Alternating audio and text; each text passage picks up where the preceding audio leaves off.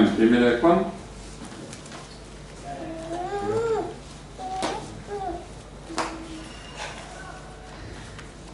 Estamos en el versículo 25. Amén. Ahí quedó la última vez. Si ustedes quieren, leemos un poquito el contexto.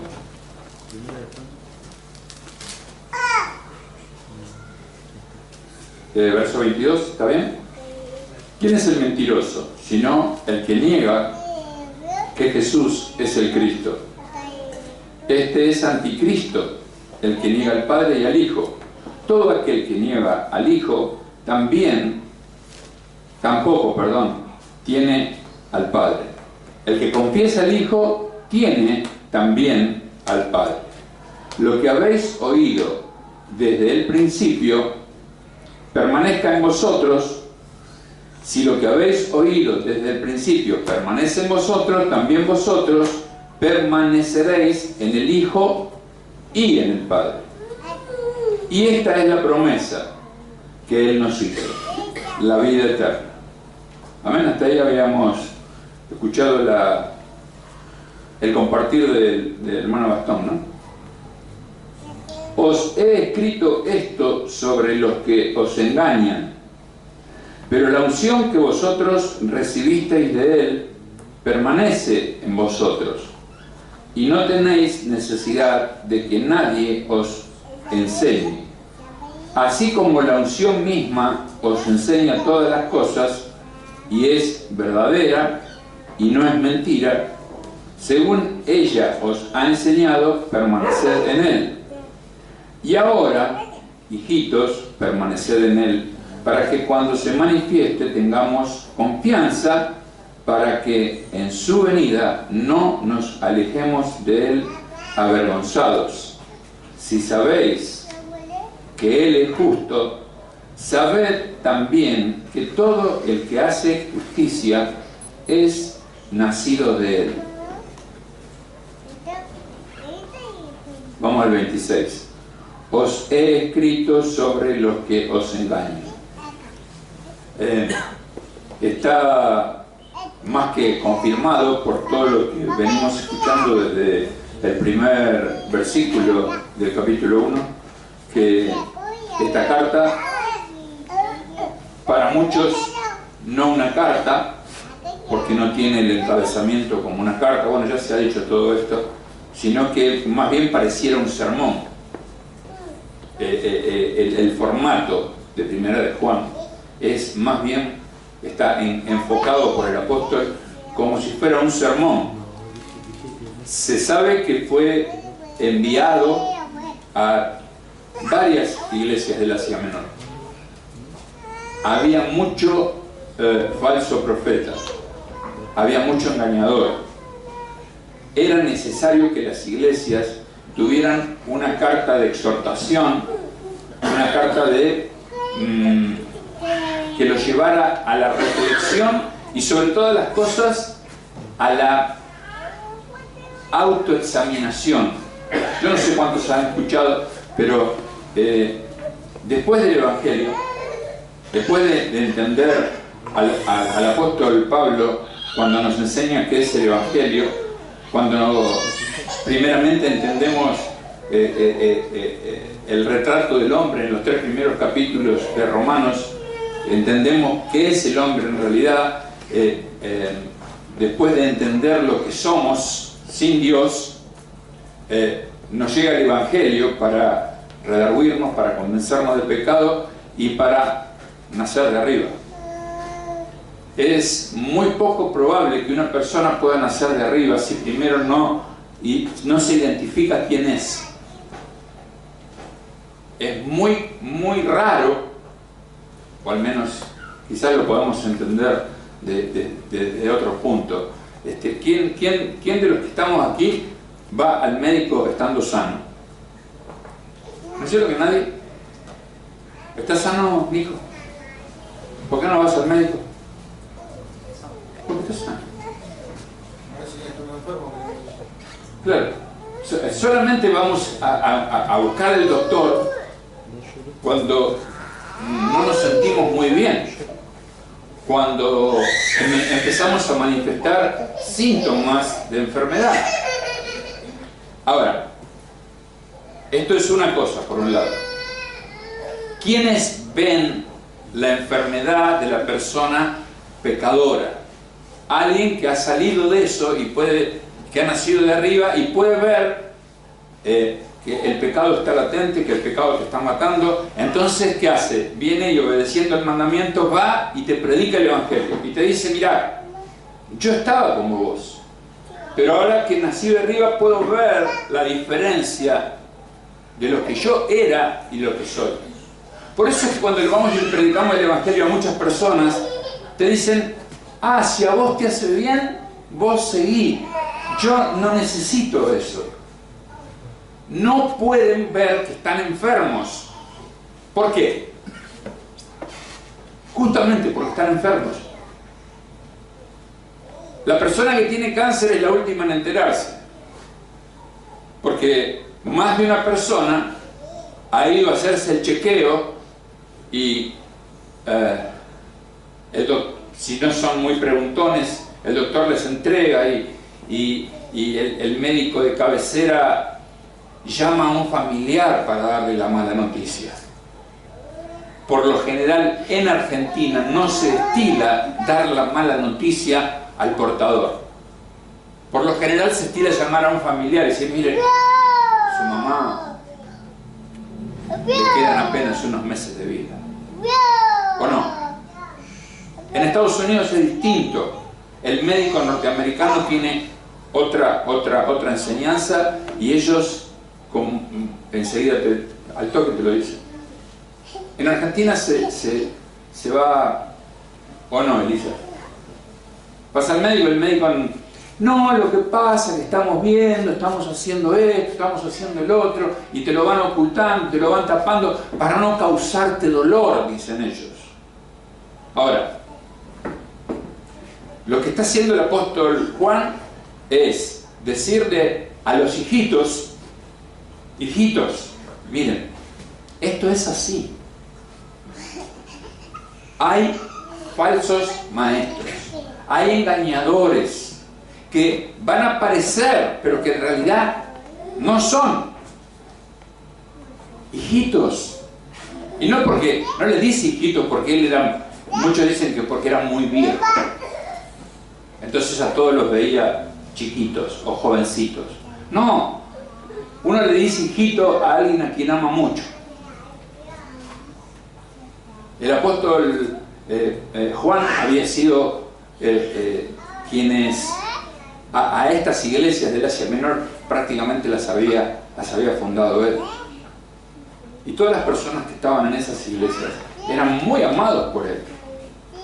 Entonces él se dirigía a ellos como hijitos para que ellos pudieran entender de qué los estaba advirtiendo. Muchas personas llegan a las congregaciones y piensan que, bueno, ahora se terminaron todos los problemas, cuando en realidad es lo diametralmente opuesto. Ahora comenzó realmente el aprendizaje verdadero de lo que es la vida. Las personas piensan que llegar a una congregación es, bueno, lo que no, toda la fama que no pude tener en el mundo, ahora seguramente, por eso hay tantos grupos musicales con éxito dentro de la iglesia evangélica. Porque los fracasados del mundo vienen a la iglesia evangélica y dicen: yo que la tengo arreglada del mundo, ahora tengo servida toda la audiencia. Fíjense, estudienlos y se van a dar cuenta que es así. Todos los famosos, entre paréntesis, cristianos, pregúntenle qué eran en el mundo. Fracasados cantantes que nunca llegaron a grabar un CD. Bueno, lo que hicieron los Charros, Montaner y toda esa gente. Bueno, pero eso ni se quedaron. Montaner sigue haciendo exactamente lo mismo que hacía antes, los Charros lo mismo, Pocho la Pantera igual, y Yuyito González lo hace porque hay pastores que son más tontos que ella y le siguen haciendo el caldo gordo, como bien dice. Pero es muy fácil de reconocer estas cosas. pídanle a esas personas razón de su fe. Sométanlos a los requerimientos de Primera de Juan. ¿Sí? Os he escrito esto sobre los que os engañan. ¿Quiénes son los que nos engañan? Dijo el hermano Daniel en el último desayuno, los que ya en este tiempo ni siquiera se disfrazan. Ya ni se disfrazan de ángel de luz. Vienen con piel de lobo. La gente está tan desprevenida que le creen a cualquiera cualquier cosa.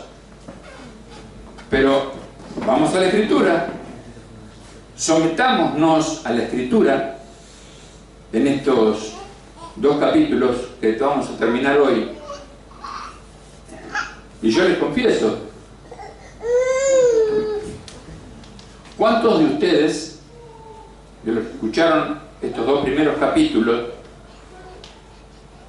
desde que los volvieron a releer, estuvieron postrados de rodillas delante de Dios porque no llegan y no alcanzan la medida? ¿Quién alcanza la medida de todas estas cosas, de todo este cúmulo de consejos y exhortaciones que nos da la Escritura a través de esta carta del hermano Juan? No llegamos. Pero, ¿qué hacemos? Estamos tan... A veces digo que hasta nosotros a veces estamos un poco confundidos. Porque el único secreto es volver a meditar y seguir comiendo y seguir alimentándonos y llevarlo a la práctica. Ahí está. Yo acá puedo hablar muy bien de ser humilde. Y puedo citar todos los textos habidos y por haber en la Escritura que hablan de considerar al hermano mayor que uno mismo. Lo puedo hablar de acá muy bien. El tema es qué pasa ahí abajo. ¿Lo practico? ¿Es así realmente? ¿O hablo muy fácil y tengo mucho conocimiento? El tema es cuando uno baja y tiene que llevarlo a la práctica. Y eso es lo que hace esta carta. Esta carta nos escudriña. Nos muestra primeramente que hay muchos que nos engañan y que quizás esa sea la razón por la cual no llevamos muchas cosas a la práctica. Porque hemos sido engañados. En muchas áreas de nuestra vida espiritual o de nuestra vida cristiana, por decirlo más apropiadamente, hemos sido engañados. Nos han hecho creer que por haber venido a Cristo ya somos perfectos. Bueno, disfrazado de no perfección, ¿no? Porque nadie es perfecto. Si no serías wesleyano, dicen algunos. No, está bien, no, claro, no somos perfectos. Todos pecamos. Pero, ¿cuál es la cuestión? ¿Amamos el pecado? Claro, fácil lo decimos, que no amamos el pecado. El tema es ir a la práctica. Porque acá yo le hago la pregunta y todos dicen, no, pastor, detesto el pecado. Entonces la pregunta siguiente es obligada. ¿Por qué pecas? Alguien que me diga que no peca.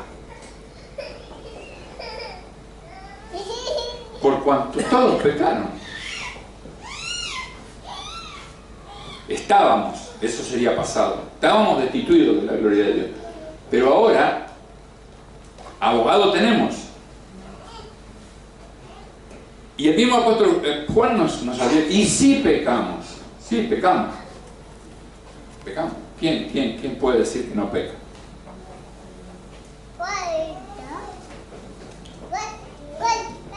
Os he escrito esto sobre los que os engañan, pero la unción que vosotros recibisteis de Él permanece en vosotros y no tenéis necesidad de que nadie os enseñe. El tema es este. Fíjense, en este versículo muchas veces ha sido muy mal enseñado.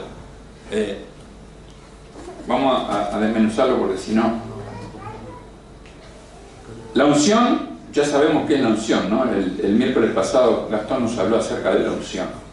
El Espíritu Santo de Dios, la unción, simbolizado por el aceite, ¿no? La unción, lo que nos hace estar aceitaditos para poder discernir, para poder comprender, para poder entender. La unción de Dios que nosotros hemos recibido permanece en nosotros. Sabemos que Dios es fiel y que permanece. ¿Sí? Sigamos. Y no tenéis necesidad de que nadie os enseñe. ¿Qué cosa? ¿Qué es lo que no tenemos necesidad que nadie nos enseñe? ¿La Escritura? ¿O qué cosa? ¿Qué cosa?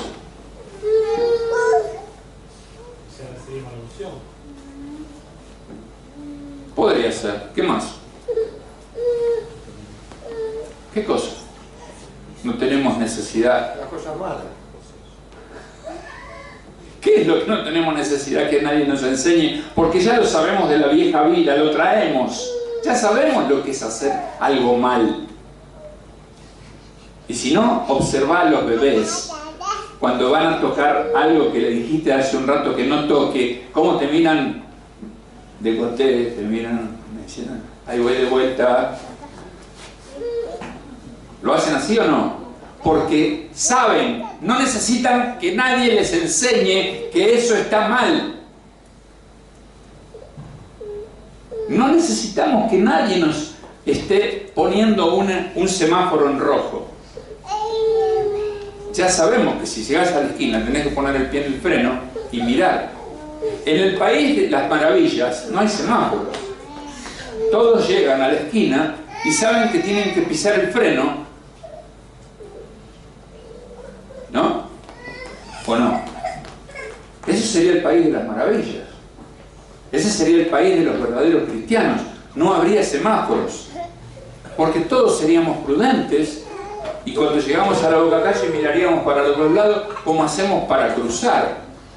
El semáforo no se inventó para cruzar la calle cuando había carros. El semáforo se inventó cuando había locos chiflados que pasaban las esquinas a 30 kilómetros por hora. Porque en ese tiempo los carros volaban, iban a 30 o 40 kilómetros por hora. Averigüen, vayan a ver cuánto andaban los autos cuando se inventó el primer semáforo. Imagínense ahora que los pisajes andan a 200. Igual hay accidentes. Porque están los semáforos, pero nadie los respeta.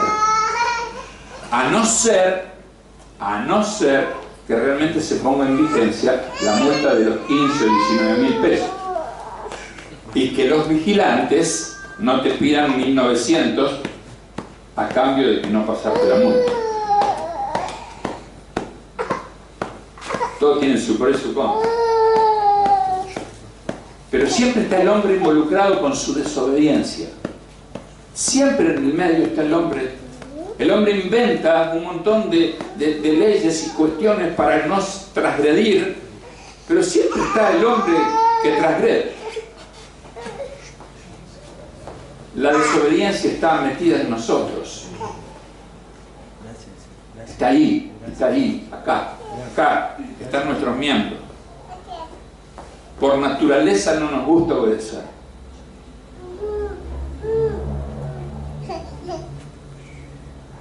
Yo observo a Caleb y qué fácil le resultó decir no.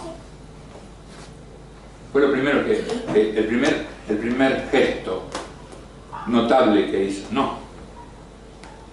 ¿La querés a la abuelita? No. ¿Me das un beso? No. No sé por qué es más fácil decir no que sí. ¿Alguien me lo puede decir?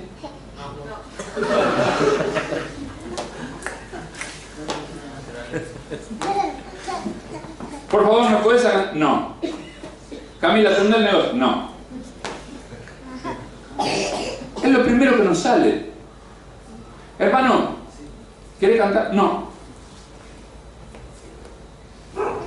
¿Saben por qué? La caída. La caída le enseñó al hombre a decir que no. Está en nuestra naturaleza. Nuestra naturaleza fue transformada. Por eso es que muchas veces decimos no y al ratito nada más ya nos arrepentimos, pero todavía nos queda también un poco de orgullo. Entonces nos cuesta venir y decir, bueno, te dije que no, pero sí. Entonces decimos no por la memoria de nuestros miembros, por la caída de Adán y Eva, pero nos queda también un poquito de orgullito. Ya dije que no, ya está. Y eso te lleva a estar 2 o 3 o 4 o 5 días enojado. Porque vos querés tener razón, aunque sepas que no tenés razón. No importa. Ya dije que no, y de acá no me mueve nadie. ¿No? ¿O sí? Sí. Os he escrito esto sobre los que os engañan, pero la unción que vosotros recibisteis de Él permanece en vosotros y no tenéis necesidad de que nadie os enseñe, así como la unción misma os enseña todas las cosas, las que están bien y las que no. La unción y la memoria. Y la memoria. Si sabes que acariciar algo que no tenés que acariciar no es bueno porque te activa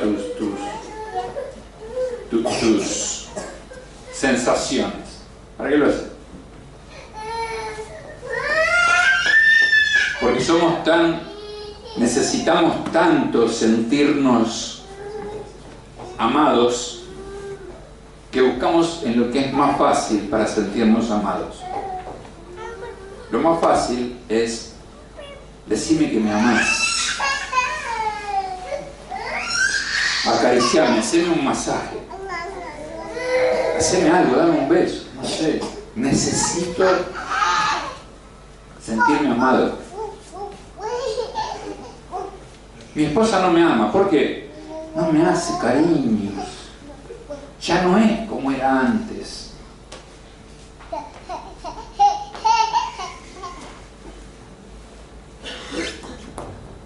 ¿Cuántos realmente, no me levanten la mano por favor, solo piénsenlo para ustedes,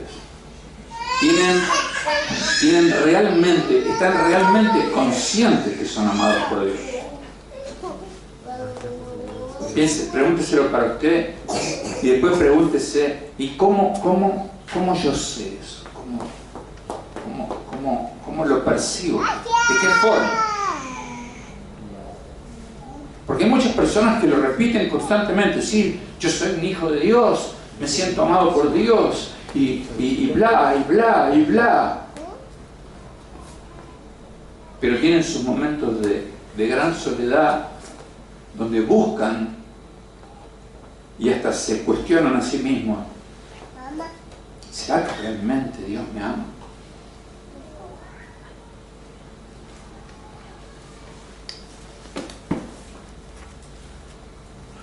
Ahora se pusieron más serios que hace un rato. Pero la unción que vosotros recibisteis de Él permanece en vosotros. Esto es sí y es amén.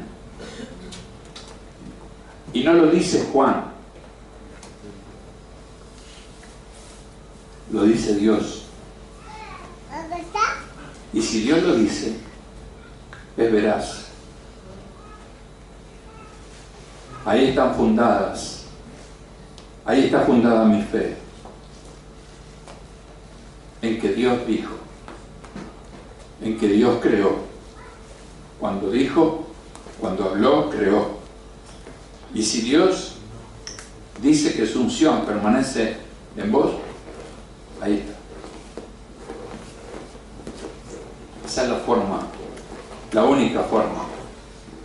Por la fe, Abraham creyó a Dios y le fue contado por justicia. El justo por la fe vivirá. No hay otra manera. No le pidas a Dios, Señor, por favor, dicen los pentecostales, ponedme una mano en el hombro y haceme sentir. ¿Se acuerdan cuando orábamos así? ¿O nunca oraron así en su congregación? Señor, paséate y tócanos, Señor. Ay, pastor, cuando oró por mí, puso su mano en mi cabeza, sentí que Jesús me tocaba. Yo lo escuché en muchos lados.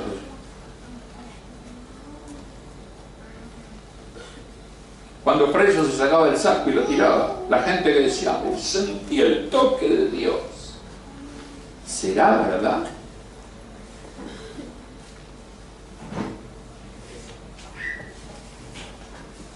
¿O es por la fe? ¿Es por la fe? ¿O es por lo que haga tal o cual? Es por la fe. Y la fe es lo único que nadie, si sos un verdadero hijo de Dios, te puede robar. Porque si en realidad no naciste de nuevo, entonces van a robar tu fe. ¿Quiénes? Los engañadores que habla Juan. Te van a convencer de que es por las obras. Entonces vas a poner todas tus fuerzas en las obras. Y si no está en el otro extremo, te van a decir que es por la fe y que no hace falta ninguna obra.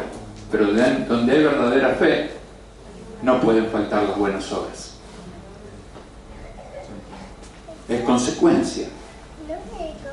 Es consecuencia.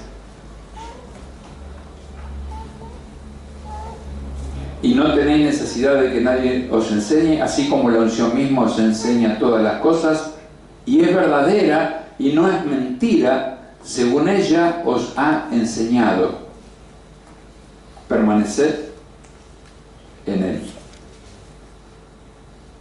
Permanecemos porque hemos nacido de arriba, permanecemos porque creemos a sus promesas, creemos a sus promesas porque Él es fiel.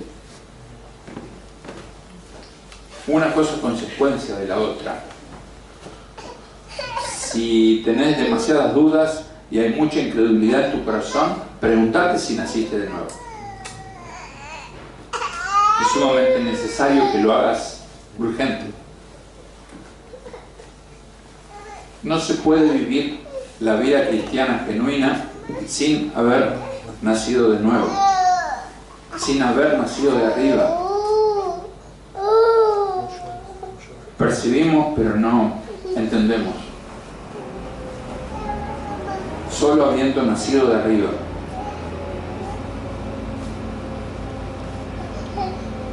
Y ahora, hijitos, permaneced en él, insiste el apóstol, en permanecer.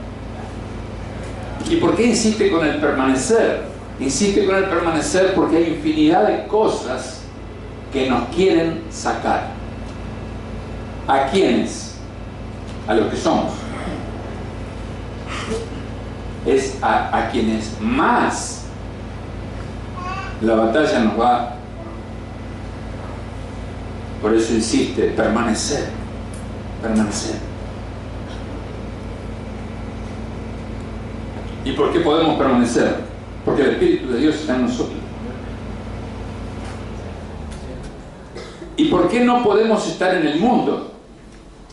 Porque el Espíritu de Dios no tiene relación con el mundo. A lo sumo, lo único que podemos hacer es, más de una vez, compartir y querer enamorarnos de algunas cosas que están en el mundo. ¿Cómo te sentís? Por un rato te sentí bárbaro. Es más, hasta escucho cristianos, incluso cristianos verdaderos, que dicen, ahora sí me siento realizada. Ahora sí alcancé lo. ¿Saben cuánto dura? Ustedes ya lo saben.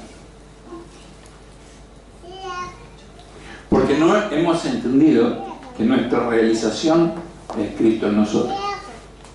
Ya está todo. No hay más. Todo lo demás es, fue y será pasajero. No dura, no permanece.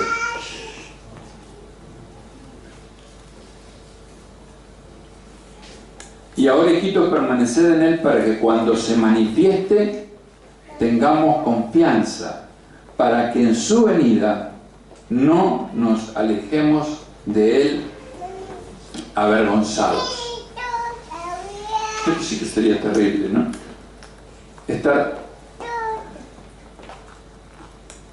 asistiendo a la congregación, leyendo la Biblia, quizás no con toda la asiduidad que debiéramos, pero leyendo la Biblia y que Cristo venga. Y comprobar que en realidad no estábamos haciendo lo que teníamos que hacer. Porque en su manifestación y en su gloria va a ser tal la convicción de la cercanía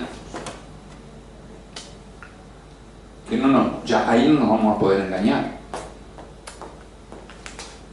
La potencia de su presencia. Por eso es que cuando hablan de avivamientos genuinos, no digo esos avivamientos fabricados, digo de los avivamientos verdaderos del Espíritu Santo, ¿por qué las personas empiezan a confesar sus pecados? Está la presencia de Dios, está la convicción de pecado que entra en las personas, que solas empiezan a confesar su pecado. ¿Por qué el tan famoso sermón de pecadores en manos de un Dios airado provoca que las personas, aún el intendente o el, no sé cómo le llaman en Estados Unidos a los intendentes, alcalde? ¿Por qué el alcalde empezó a confesar todos sus robos y sus chanchullos? Y Jonathan Edwards lo único que estaba haciendo era leer un sermón.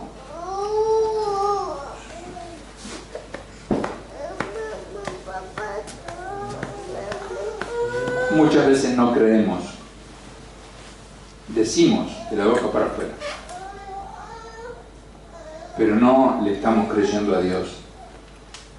Leemos la Escritura y vemos cosas terribles, pero no estamos creyendo. Deberíamos leer Primera de Juan no menos de 2 o 3 veces por semana. Entonces, y ponernos nosotros, ser nosotros los oyentes, no las iglesias del Asia Menor, nosotros. Esto está escrito para nosotros. Sí, originalmente para los hermanos de las iglesias del Asia Menor, pero en realidad el propósito de Dios era hablarte a vos, hablarme a mí, de manera personal.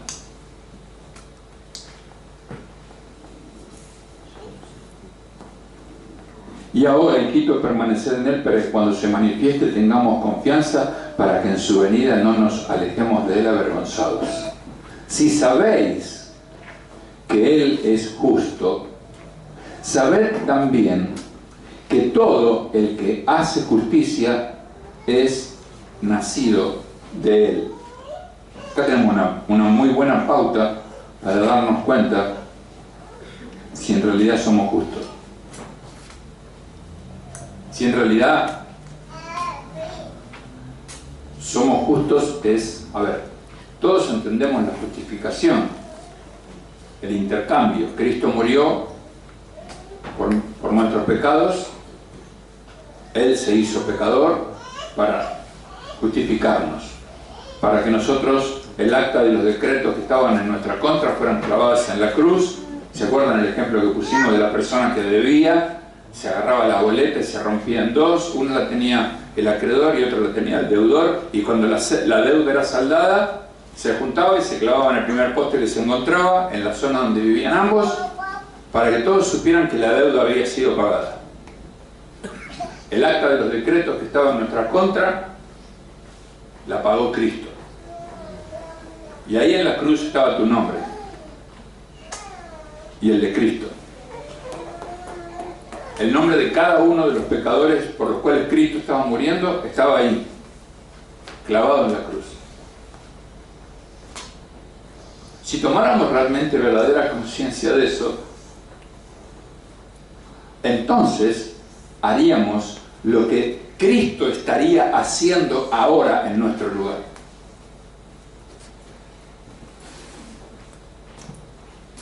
¿Se imaginan qué estaría haciendo Cristo en tu lugar?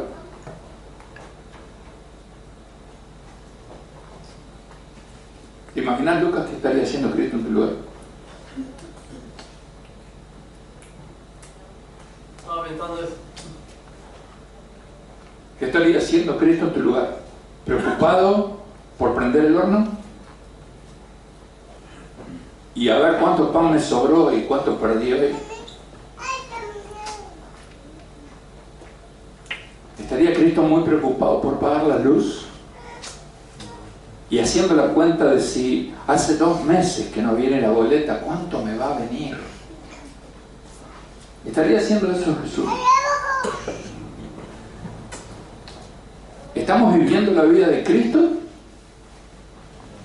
¿Estamos haciendo la justicia que Cristo estaría haciendo en nuestro lugar?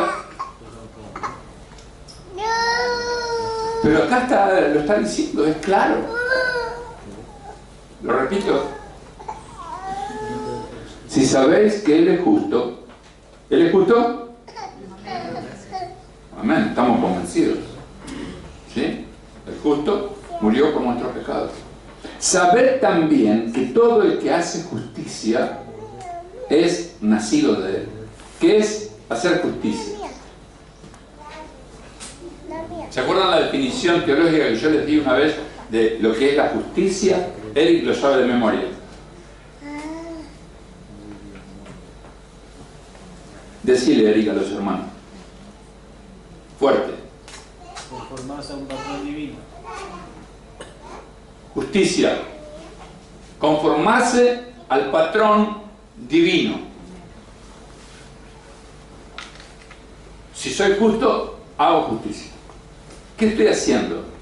Nada que tenga que ver con este mundo. Estoy haciendo lo que Cristo estaría haciendo ahora en mi lugar.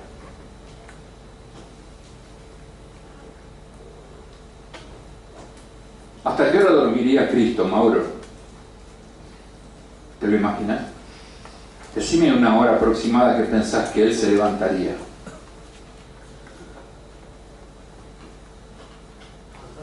¿A qué hora?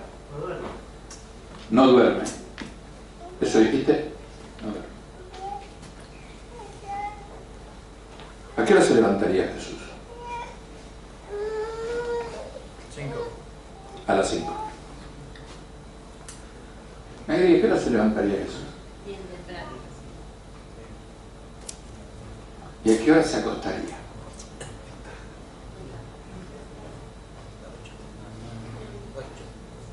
Y le rogaría a sus discípulos que lo acompañen cada noche. Mientras Él iría a interceder por nosotros. Y nosotros, los mejores de nosotros, que lo acompañaríamos porque es Jesús, ¿saben qué haríamos? Nos quedaríamos dormidos. Y Jesús volvería y nos trataría de desobedientes. Y nos demostraría que nos inquiriría y nos volvería a pedir por favor que velemos con Él en oración. ¿Y saben qué haríamos nosotros? Nos volveríamos a dormir. ¿Y saben qué haría Jesús?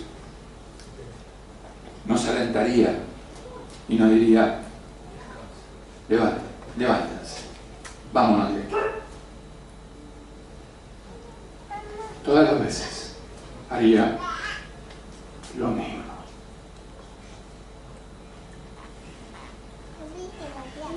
Porque Él es justo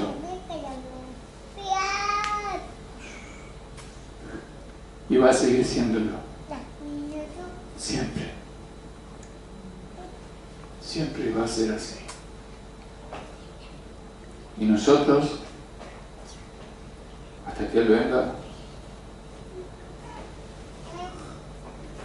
¿será que alguien, será que alguno de nosotros, será que alguno de nosotros podrá velar 1 hora con el Señor?